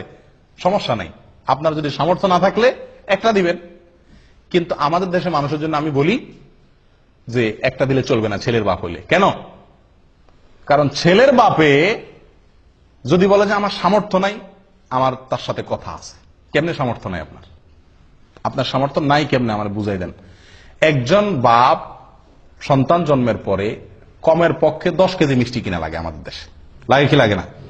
হাসপাতালের ডাক্তার, আয়া, দারোয়ান, বাড়ি, শ্বশুর বাড়ি, বন্ধু বান্ধব, আশপাশের প্রতিবেশী দিতে দিতে মিনিমাম 10 কেজি লাগে, আপনার মিষ্টি লাগে। ঢাকা শহরে যদি আপনি মিষ্টি কিনতে যান 400 টাকা মিষ্টির কেজি। 10 কেজি মিষ্টির দাম কত হয়? 4000 টাকা। 4000 টাকা মোটামুটি একটা ছাগল পাওয়া যাবে কি যাবে না? আপনি যদি বলেন যে একটা ছাগলের টাকা আছে আমার কাছে, আমি বলবো আরেকটা ছাগলের টাকা আমি বাইর করে দিচ্ছি। আপনার মিষ্টি খাওয়াইতে বলছে কি? এটা আরেক ভুল। সন্তান জন্মগ্রহণ করার পরে আমরাও ভুল করি, যারা খাওয়াইয়া পাঠি তারাও ভুল করি, আর যে খাওয়ায় সেও ভুল করে। আমরা সন্তান হইলে বা কিছু হইলে বলি কি ভাই, মিষ্টি খাওয়া। আশ্চর্য, শরীয়ত আপনারা বলছে গোশত খাওয়ার অধিকার দিচ্ছে, আপনি গোশত না চাইবেন, আপনি চাইবেন লাহাম, আপনি চান মিষ্টি। এটা বোকামি না? আর যে খাওয়ায় সেও ভুল করে, কারণ সে মিষ্টি খাওয়ালে তো আর আকিকা মাফ নাই। এদিকে মিষ্টি কিনে আবার এদিকে আকিকা কিনে, ডবল খরচ না? আপনার কাছে কেউ মিষ্টি চাইলে আপনি তারা হাইকোর্ট দেখাই দেন, বলে দেন যে আকিকার দিন আইসেন। আকিকার দাওয়াতে মানুষ ভয়ে সাধারণত আসতে চায় না, অতএব আপনার মিষ্টির টাকা বেঁচে যাবে। তো যাই হোক, এই মিষ্টি কিনতে গিয়া সুন্নতের উপর আমল করা অনেক সময় কঠিন হয়ে যায়, এটা ঠিক না, এটা একটা ভুল প্রবণতা। আল্লাহ আমাদেরকে সঠিকটা করার তৌফিক দান করেন। প্রিয় ভাইরা, আকিকার পশু আপনি যখন জবাই করবেন, আকিকার পশু জবাই করবেন, তখন কি দোয়া পড়বেন? বিসমিল্লাহি আল্লাহু আকবার, বিসমিল্লাহি আল্লাহু আকবার, আল্লাহুম্মা লাক ওয়া ইলাইক, আল্লাহুম্মা লাক ওয়া ইলাইক, হাযিহি আকিকাতু, এরপরে বাচ্চার নাম বলবেন। হাযিহি আকিকাতু ফুলান ইবনে ফুলান, হাযিহি আকিকাতু আব্দুল্লাহ ইবনে অমুক, হাযিহি আকিকাতু অমুক ইবনে অমুক। বাংলাও বলতে পারেন বিসমিল্লাহ আল্লাহু আকবার, আল্লাহ এটা আপনার উদ্দেশ্যে করছি, আপনার জন্য, এবং আপনার দিকে এটা প্রত্যাবর্তিত, এই পশু যেটা জবাই করতেছি, এবং এই পশুটা আমার অমুক ছেলের অমুকের ছেলে অমুকের পক্ষ থেকে এটা কি দিলাম, আকিকা করলাম। দোয়া না পড়লো আকিকা হয়ে যাবে, কিন্তু পড়া সুন্নাত। এটা নবী সাল্লাল্লাহু আলাইহি ওয়াসাল্লামের আমল, যেহেতু বাইহাকিতে বর্ণিত হয়েছে, অতএব এটা আমল করা ভালো। আকিকার গোশত বাপ মা খাইতে পারবে কি পারবে না? পারবে। আমাদের দেশে অনেক বাপ মা খায় না, আকিকার গোশত বাপ মা খাইতে পারবে না। বাপ মা তো আরো বেশি করে খাবে, এত কষ্ট করে সন্তান জন্ম দিছে, তোমরা সবাই মিলে খাইবা, বেচারা কষ্ট না করে তোমরা খাইবা, বেচারা এত কষ্ট করে সন্তান জন্ম দিছে, তার বেশি খাবে, ঠিক না? অনেকে খায় না, এটা ভুল প্রবণতা। অনেকের মধ্যে একটা প্রবণতা আছে, খুব বাজে প্রবণতা, এটা খুব কম জায়গায় আছে যদিও, জাহেলি যুগে ছিল, এত মারাত্মক না, জাহেলি যুগের চাইতে আরো বেশি জাহেলি যুগ। সেটা হলো যে আকিকার পশুর রক্ত কোন কোন এলাকাতে শিশুরে খাওয়ায়, বলে যে রোগ বালাই ভালো হবে। মূর্খতা কোথায় চলে গেছে? আল্লাহ সুবহানাহু ওয়া তাআলা কোরআনে স্পষ্ট বলেছেন, হুররিমাত আলাইকুমুল মাইতাতু ওয়াদ-দামু, আল্লাহ তাআলা রক্তকে হারাম করেছেন। তাহলে সেখানে শিশুরে আপনি খাওয়াচ্ছেন, এবং রক্তের ভিতরে এই যে প্রবাহমান রক্ত, যেটা রক্ত থেকে বের হয়ে আসে, এটা মানুষের শরীরের জন্য বিষের মতো ক্ষতিকর, ভয়াবহ ক্ষতিকর জিনিস। কেন আল্লাহ তাআলা জবাই করে রক্ত বের করে দিতে বলছেন? ডাক্তাররা বলেন, চিকিৎসা বিজ্ঞানীরা বলেন, কারণ কোন পশু যদি জবাই করা ছাড়া এমনি মাইরা খান আপনি, এই রক্ত এগুলা তো বের হলো না। এই গোশত স্বাস্থ্যের জন্য ভয়াবহ রকমের ক্ষতি করে। এই জন্য তো জবাই নির্দেশ করছে শরীয়ত, যাতে রক্তগুলা বের হয়ে যায়। আর সে রক্ত নিয়ে কারা খাওয়াচ্ছে? শিশুদের খাওয়াচ্ছে। আমি কোরবানির সময় বহু দেখছি যে কোরবানি জবাই করার সময় ওই কাপ নিয়ে এসে ধরে রাখে, রক্ত ধরে নেয়, এবার শিশুদের খাওয়ায়। এই মূর্খতা আমি নিজের চোখে দেখেছি বহুত। আল্লাহ তাআলা আমাদেরকে হেদায়েত দান করেন। জবাই 7 নম্বর দিনে করা সুন্নাত। অনুষ্ঠান বা গোশত খাওয়া আপনি অন্য কোনো দিন করতে পারেন। দেখা যাচ্ছে যে শুক্রবার ছাড়া অনুষ্ঠান করা হয় না, তো অনুষ্ঠানটা আপনি অন্যদিন করেন, কিন্তু জবাইটা কোন দিন করতে হবে? 7 নম্বর দিনে করতে হবে। আকিকার এক জায়গাতে আপনি প্রবাসে আছেন, দেশে বাচ্চা হয়েছে, তো এখানে আপনি কি দিতে পারেন? আকিকা দিতে পারবেন। আবার বাচ্চা হাসপাতালে আছে, 7 নম্বর দিন এসে গেছে, আকিকা আপনি বাসায় দিতে পারেন। বাচ্চা নানা বাড়ি আছে, আকিকা দাদার বাড়ি দিতে পারেন, কোনো অসুবিধা নাই। বাচ্চা কোথাও আছে এটা দেখার দরকার নাই, যে কোনো জায়গায় দিলেই হলো। 2টা ছাগল দিবেন, ছেলে হয়েছে, দেশে একটা দিলেন, এখানে আরেকটা দিলেন, অসুবিধা নেই, চলবে। আমাদের খাওয়ার ব্যবস্থা রাখলেন, শুধু দেশে সব খাওয়াইলেন না। আকিকার অনুষ্ঠান শেষ, আকিকার ঘরে শেষ কথা, আকিকার অনুষ্ঠান। কি অনুষ্ঠান রে ভাই? আকিকার অনুষ্ঠান। আকিকার অনুষ্ঠান আমাদের দেশে এটা একটা জুলুমের অনুষ্ঠান হয়ে গেছে। আকিকার অনুষ্ঠান করাতে দোষের কিছু না, কিন্তু আকিকার অনুষ্ঠানে যে চাঁদাবাজি হয় এটা অত্যন্ত নিকৃষ্টতম একটা কাজ। আপনি বলবেন মানুষ খুশি হয়ে দেয়, আমি বলবো না। খুশি হয়ে 100 জন অতিথি থাকলে তার ভিতরে 20 জন হয়তো মন থেকে খুশি হয়ে দিচ্ছে, বা 30 জন দিচ্ছে, বা 50 জন দিচ্ছে। একটি লোক যদি নাখোশ হয়ে আপনার সিস্টেমের কারণে দিতে বাধ্য হয়, লজ্জায় পড়ে দেয়, তাহলে আপনি তার গুনাহগার। এই উপহারটা আপনার জন্য হারাম হয়ে গেল। নবী সাল্লাল্লাহু আলাইহি ওয়াসাল্লাম বলেছেন, লা ইয়াহিল্লু মালু ইমরিইন মুসলিমিন ইল্লা বিতিবি নাফসিহি। কোন মুসলমানের মাল তার সন্তুষ্ট চিত্তে না হলে, মন থেকে সে খুশি হয়ে না দিলে, বাধ্য হয়ে দিলে, এটা জায়েজ নেই, হারাম। এটা হলো চাঁদা। এটা হলো কি? চাঁদা। আমি বলি মাস্তানরা যে চাঁদাবাজি করে আমাদের দেশে, মাস্তানরা যে চাঁদাবাজি করে ওইটা, আর এই বিয়ের উপহার আর আকিকার উপহার, এই 2 চাঁদা, এটার আমি চাঁদাবাজি বলি। এই চাঁদা আর মাস্তানের চাঁদা, এই দুইটার ভিতরে পার্থক্য একটা, মূল জিনিস একই। পার্থক্য কি? পার্থক্য হলো মাস্তানে চাঁদাবাজি করার সময় কিছু খাওয়াইটা হয় না, ডাইরেক্ট চাঁদাটা নিয়ে নেয়। আর আকিকার অনুষ্ঠান, বিয়ের অনুষ্ঠানে এক থাল খাওয়াইয়া চাঁদাটা নেন। এই হলো 2 চাঁদার ভিতরে পার্থক্য। কিন্তু বেশিরভাগ লোক না হইলেও কিছু লোক হইলেও নাখোশ হয়ে যায়। বিশেষ করে এই অনুষ্ঠানগুলোতে একান্ত কাছের বাচ্চার, খুব কাছের লোক, ফুফু ভাই, এরা হয়তো একটা চেইন দিল, একটা আংটি দিল, বা একটা কিছু দিল, নগদ টাকা দিল, অসুবিধা নেই। কিন্তু অন্যান্য অনেক লোক আছে যারা আকিকার অনুষ্ঠানে খালি হাতে যাইতে পারে না। এই দেশে এই কালচারটা নেই। আমাদের মোহাম্মদ আলী গত শুক্রবারে আকিকার এক দাওয়াত পাইছে, তো আমারে বলে শেখ এরাবিয়ানদের দাওয়াত, তো আমারে বলে শেখ কি নিয়ে যাবো? আমি বললাম যে এখানে তো নেওয়ার সিস্টেম নাই, নিলে তুমি বেকুব হইবা, সবাই সামনে শরম পাইতে হবে, কেউ নিবে না, তুমি একলা নিবা। সে আমার কথা শুনে নাই, না শুনে ওই সাবিল থেকে বাচ্চার জন্য গিফট কিনে নিয়ে গেছে। বুদ্ধিমানের কাম করছে, গায়েত রাখছে আগে, নিয়ে আগে বেজ্জত হয় না, যায় দেখে কেউ কিছু আনে নাই, তখন সে একলা নিলে বেকুব হবে না, আর আনে নাই। তো এই দেশে এই সিস্টেমটা নেই। দাওয়াত দিচ্ছেন, খেয়ে চলে যাবে। আপনি দাওয়াত দিয়া টেবিল আর চেয়ার নিয়ে বসা, আমি বলি আকিকা বিয়ের অনুষ্ঠানে যে গেটে টেবিল চেয়ার নিয়ে বসে না, এটা এক তো মাস্তানের চাঁদাবাজির সাথে মিল আছে, আর হলো ভিক্ষুকের ভিক্ষার সাথে মিল আছে। পার্থক্য হলো এতটুকু, ভিক্ষুকে ভাঙা থাল নিয়ে ভিক্ষা করে, আর আপনি টেবিল আর চেয়ার নিয়ে ভিক্ষা করেন। এই হলো পার্থক্য। ভিক্ষুক ভিক্ষার সময় ভাঙা থাল নিয়ে বসে, আপনি টেবিল আর চেয়ার নিয়ে বসলেন। নিকৃষ্ট একটা কালচার হয়ে গেছে আমাদের দেশে, এগুলা বাধ্য হয়ে মানুষ, এটা সিস্টেম হয়ে গেছে। কেউ যদি বাচ্চাকে খুশি হয়ে কিছু দিতে চায়, ওপেন, আগে পরে কত সময় সে দিতে পারে। এই সময়টাতে আমি গেটে খাতা কলম নিয়ে বসা মানে কি? তুমি না দিয়া ঢুকলে চিহ্নিত হয়ে যাবা, কি দিছো সেটা আবার লেখা হবে। এগুলো একরকম মানুষকে বাধ্যবাধকতায় ফেলে দেওয়া, যেটা উচিত না। আল্লাহ তাআলা মাফ করেন। আকিকার দিনে যে কাজগুলো করা দরকার, বা যে আমলগুলোর কথা আমরা বলছি একজন শিশুর জন্মের পরে, সেগুলো তো আমরা করি না, করি হলো কুকাম। বিশেষ করে ঢাকা শহরে, এখন ঢাকা না সব জায়গাতেই, ম্যাক্সিমাম জায়গাতেই আকিকার যে অনুষ্ঠান করে, আল্লাহ মাফ করুক, রীতিমতো ক্যালকুলেশন করে তো হিসাব বাইর করে, কত খরচ হবে, কত লোক দাওয়াত দেবে, কি গিফট আসতে পারে, কত টাকা আমাদের প্রফিট থাকতে পারে, হিসাব নিকাশ হয়। এটা তো একটা আছেই। আরেকটা অনাচার যেটা বিয়ের ভিতরে হয়, সেটা হলো ব্যান্ড পার্টি এনে, অথবা লম্বা লম্বা বড় বড় ওই যে আপনার সাউন্ড বক্স আনায়া ধুম ধাড়াক্কা গান চালায় দেয়। আপনারা লক্ষ্য করছেন এটা? কারণ বাচ্চারা আকিকা মানে সেখানে আশপাশে সবার ঘুম হারাম। এটা কি সুন্নতের উপর আমল হলো না তামাশা হলো? এই বাচ্চার উপরে তো আল্লাহর গজব নাজিল হবে রহমতের জায়গায়, যে বাচ্চার আকিকা উপলক্ষে পুরো এলাকা মানুষের ঘুম হারাম। আমি নিজে গতবার ছুটিতে গেছি দেশে, রাত 12টা 1টা বাজে হঠাৎ করে দেখি ধুমধাড়াকা শুরু হয়ে গেছে। 12টার দিকে গভীর ঘুম ভেঙে গেছে। কি ব্যাপার? বিশাল সাউন্ড দিয়ে গান। আমি নেমে বের হলাম, আমার ওয়াইফ বলে যে যাইও না, এত রাত্রে ঢাকা শহরে মানুষ বাসাতে পারে না। কি বলো, এই এলাকায় কোনো মানুষজন বসবাস করে না নাকি? বাইর হয়ে যায়, দেখি যে আকিকার ধুমধাড়াকা গান চলতেছে। বললাম যে ভাই, মাথার বিবেক কোথায় গেছে? এই শিশুটার জন্ম হয়েছে, তার জন্য সবাই দোয়া করবে। এই যে আমার ঘুমটা ভাঙাই দিলেন, আমি কি দোয়া করবো না বদদোয়া করবো? আমার মধ্যে শত শত লোক বদদোয়া করতেছে শিশুর জন্য, আর আপনি ধুমধাড়াক্কা গান লাগাই দিচ্ছেন। মূর্খতা কোথায় গিয়ে ঠেকছে? আপনি বিয়ের অনুষ্ঠানে গান বাজাবেন না, নাচবেন, আরো কিছু করবেন, আপনার বাসায় আপনি করেন। আপনি সাউন্ড বক্স দিয়ে পুরো এলাকা মানুষের কষ্ট দিচ্ছেন। শিশুর কষ্ট হচ্ছে, অসুস্থ লোকের কষ্ট হচ্ছে, ঘুমন্ত মানুষের কষ্ট হচ্ছে, অনেকের ডিউটি আছে সকালে, অনেকের পরীক্ষা আছে সকালে, সারা রাত। এবং বিশেষ করে ঢাকা শহরের এই কালচার একবারে পুরো ঢাকা শহরে আছে। আমরা মূর্খ, এখনো কত লেভেলের নিচু লেভেলের মূর্খ রয়েছি যে রাতভর আমি পুরো এলাকা মানুষকে বাধ্যতামূলক গান শোনাই, কেউ কিছু বলারও অধিকার নাই, সাহস নাই, ক্ষমতা নাই। মূর্খতা কোথায় চলে গেছে? তো আকিকার অনুষ্ঠানকে এটা বেবরকতি করে, কল্যাণ নষ্ট করে এই সমস্ত গান বাজনার কারণে। আল্লাহ হেফাজত করেন। প্রিয় ভাইরা, 9 নম্বর আমল হলো বাচ্চার মাথার চুল কাটা, চাঁচা 7 নম্বর দিনে।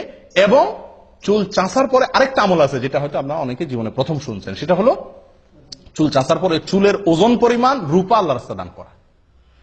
চুলের ওজন পরিমাণ রূপা আল্লাহর রাস্তায় দান করা। কয়জনে করছেন হাত তোলেন? 2 জন করছেন, মাশাআল্লাহ। আর কেউ করেননি? আলহামদুলিল্লাহ। আমি 3 সন্তানের সময় করছি। 2 সন্তানের সময় তো দেশে থাকতে আপনার ওই পলিথিন করে আমি নিয়ে গেছি স্বর্ণের দোকানে। স্বর্ণের দোকানে যায়, কারণ স্বর্ণের দোকান ছাড়া তার এত অল্প চুল মাপার মতো কি নাই, বাটখারা কারোর কাছে এত ছোট নাই। তো তাদের কাছে মাপাইয়া তখন 25 টাকা না 35 টাকা এরকম অল্প কিছু দিয়ে দিচ্ছি। মনে রাখতে হবে এটা একটা আমল, সুন্নাত। খুঁটিয়ে খুঁটিয়ে এই সমস্ত সুন্নতের উপর আমল করা দরকার। কিন্তু আমরা জানি না আমল করবো কোথেকে। আপনি রূপা দেওয়া জরুরি না, রূপার সমান মূল্যে দান করে দিলেন, কিন্তু ওই চুলের উপরে আন্দাজ করে মাপতে না পারলে আন্দাজ করে অন্তত দিয়ে দিলেন, এটা করা উচিত। এবং এ সম্পর্কে মুসনাদ আহমদের ভিতরে বিশুদ্ধ সূত্রে বর্ণিত আছে হাদিস, এবং আরো অন্যান্য জায়গাতে মোটামুটি কম বেশ হাদিস আছে। তার ভিতরে একটা হলো আবু রাফি রাদিয়াল্লাহু তাআলা আনহু বলেন, যেটা মুসনাদ আহমদের ভিতরে আসছে, তিনি বলেন যে নবী সাল্লাল্লাহু আলাইহি সাল্লাম যখন হাসান জন্ম হয়েছিল, তখন এই শিশুর মা ফাতেমা রাদিয়াল্লাহু তাআলা আনহাকে বলেছেন, ইহলিকি রাসা, এ ফাতেমা, এই ছেলের চুল চাঁচো, ওয়া তাসাদদাকি বিওয়াজনি শারিহি ফিদ্দাতান আলাল মাসাকিন, মিসকিনদেরকে এই বাচ্চার চুলের ওজন পরিমাণ রূপা দিয়ে দিও। কে বলছেন? নবী সাল্লাল্লাহু আলাইহি সাল্লাম। কাকে বলছেন? ফাতেমা রাদিয়াল্লাহু তাআলা আনহাকে। অথচ এই আমলটা আমরা জানি না। এটা করার চেষ্টা করবেন তো ইনশাআল্লাহ, আল্লাহ তাআলা তৌফিক দান করুন। 10 নম্বর আমল হলো, এটা আরো বিদায় হয়ে গেছে, এটা আমি নিজেও জানতাম না, এবং আমার 3 সন্তান কোনোটা সময় করিনি। সেটা হলো যে সন্তান জন্মের পরে জাফরানের কালার দিয়ে টাকের মধ্যে একটু লাগাই দেওয়া, মাথা কালার করা, হালকা একটু আনন্দের অংশ হিসাবে। এগুলো কোনো জরুরি আমল না, কিন্তু হাদিসে বর্ণিত আছে। হাদিসটা শুনেন, আয়েশা রাদিয়াল্লাহু তাআলা বর্ণনা করছেন, এবং এটি সহিহ ইবনে হিব্বানের ভিতরে আছে, এটাও সহিহ সূত্রে বর্ণিত। তিনি বলেন, জাহেলি যুগের মানুষ, আইয়ামে জাহেলিয়াত যুগের মানুষ আকিকার পশুর রক্ত নিয়ে বাচ্চার মাথা চুল চাঁচার পরে ওটাতে কি করতো? মাখায় দিত। তো রক্ত নাপাক, হারাম জিনিস, এটা দিয়ে বাচ্চার শরীর মাখাবে, এটা তো ভালো জিনিস না করো। নবী সাল্লাল্লাহু আলাইহি ওয়াসাল্লাম তখন নির্দেশ করলেন সাহাবীদেরকে, ইজআলু মাকানা দামি খালুকান, তোমরা রক্ত না মাখায়া রং মাখাও। জাফরানের রং হলে সবচেয়ে উত্তম বা বেস্ট। এটা কোনো জরুরি কোনো আমল না, করতে পারলে করলেন, না করতে পারলে নাই। এবং একইভাবে সুনানে আবু দাউদের ভিতরে এই বিষয়ে হাদিস বর্ণিত আছে, বুরায়দা রাদিয়াল্লাহু তাআলা আনহু থেকে একই জিনিস প্রমাণিত হয়। তাহলে 10 নম্বর আমল হলো মাথায় রং দেওয়া, এবং সেটা চুল চাঁচাটা ছেলে হোক মেয়ে হোক সবার জন্য 7 নম্বর দিনে হলে উত্তম এবং সুন্নাত। 11 নম্বর শেষ আমল, 13টা বলছিলাম না, 13টা না 11টা ভুল বলছি। 11 নম্বর শেষ আমল হলো খাতনা করা। কি করা ভাই? খাতনা মানে মুসলমানি করা। এবং এই মুসলমানিটা 7 নম্বর দিন করা উত্তম। কবে করা উত্তম? 7 নম্বর দিনে। চিন্তা করেন, এত ছোট বাচ্চারা কেমন মুসলমানি করাবে? ছোট থাকতেই মুসলমানি করাতে সুবিধা, ছোট থাকতেই মুসলমানি করতে সুবিধা। আমার ছোট ছেলেটাকে এখানে মুসলমান করছি 7 নম্বর দিনে। মুসলমানি করে ডাক্তার নার্স আইনে আমার করলে দিল, 1 ফোঁটাও কাঁদে নাই বাচ্চা। পরে একটু হালকা করে কাঁদছে, এবং কয়েকদিন ভিতরে শুকায় গেছে, আমরা টেরই পাইনি। কিন্তু বড় ছেলেটাকে মুসলমানি করাইছি, বড় হওয়ার পরে ওইটা মুসলমানি করার সময় মনে হয় হাসপাতাল মনে হয় ভেঙে ফেলবি অবস্থা করে ফেলছে। আর গ্রাম দেশে যদি মুসলমানি করানো হয়, হায় রে হায়, ওরে দৌড়াইয়া ধরতে তো 3 জন লাগে।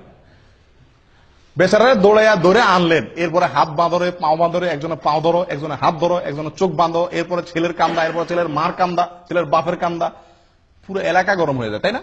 কারণ ওই সময় আসলেও কষ্ট হয়। যত বড় হয় তত মুসলমানি করা কষ্ট হয়, যত ছোট থাকতে মুসলমানি করাবেন তত সহজ।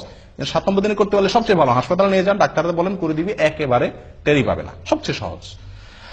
যাই হোক, এটা 7 নম্বর দিনে করতে হবে এমন কোনো জরুরি না, কিন্তু এটা খুব গুরুত্বপূর্ণ। এই যতগুলো আমল বললাম 11টা, এর ভিতরে সবচাইতে জরুরি আমল হলো এই শেষেরটা, খাতনা করা। এটাকে সুনানুল ফিতরা বলা হয়েছে। এমনকি এই খাতনা মেয়েদেরও করাইতে হয় যদি প্রয়োজন হয়। এই খাতনা হলো লজ্জাস্থানের সামনে যে অতিরিক্ত অংশ চামড়া দলা হয়ে থাকে, এর পেঁচে পেঁচে পেশাব থাকে, নাপাক থাকে, পরে এগুলো অ্যালার্জি হয়, স্বাস্থ্যের জন্য ক্ষতি হয়, নাপাকও থাকে, অনেক সমস্যা হয়, এটাকে কেটে ফেলে দিতে হয়।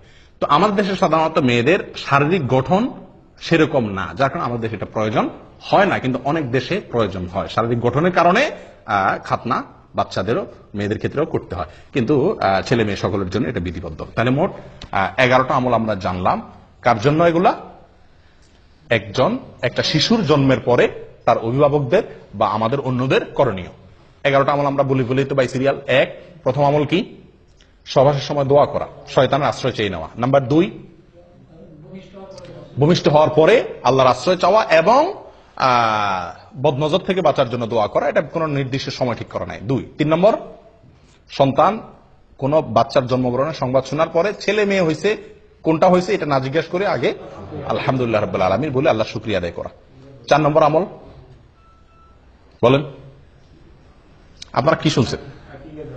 আকিকা বহুত পরে আজান দেওয়া, বাচ্চার কানে আজান দেওয়া 4 নম্বর। 5 নম্বর হলো তাহনিক করা, তাহনিক, খেজুরের রস তার মুখে দেওয়া 5 নম্বর। 6 নম্বর আমল বলেন।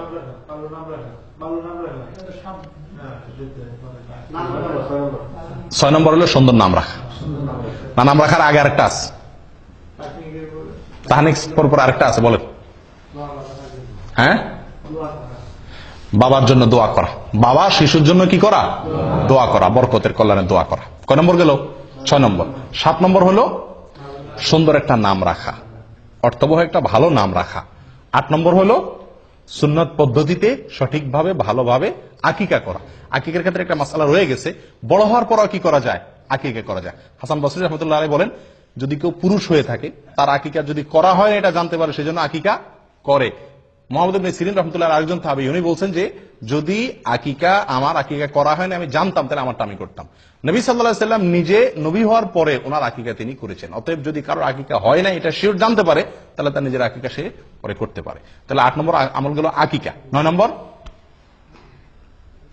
চুল চাষা এবং চুলের ওজন পরিমাণ রূপা আল্লাহ দান করা, তার সমমূল্য। 10 নম্বর আমল হলো জাফরানে কালি দিয়ে মাখানো। 11 নম্বর আমল হলো খাতনা করা। আল্লাহ তাআলা আমাদের সকলকে এই সবগুলোকে আমল করার তৌফিক দান করে। জাযাকুমুল্লাহ ওয়া আখিরু দাওয়ানা আলহামদুলিল্লাহি রাব্বিল আলামিন।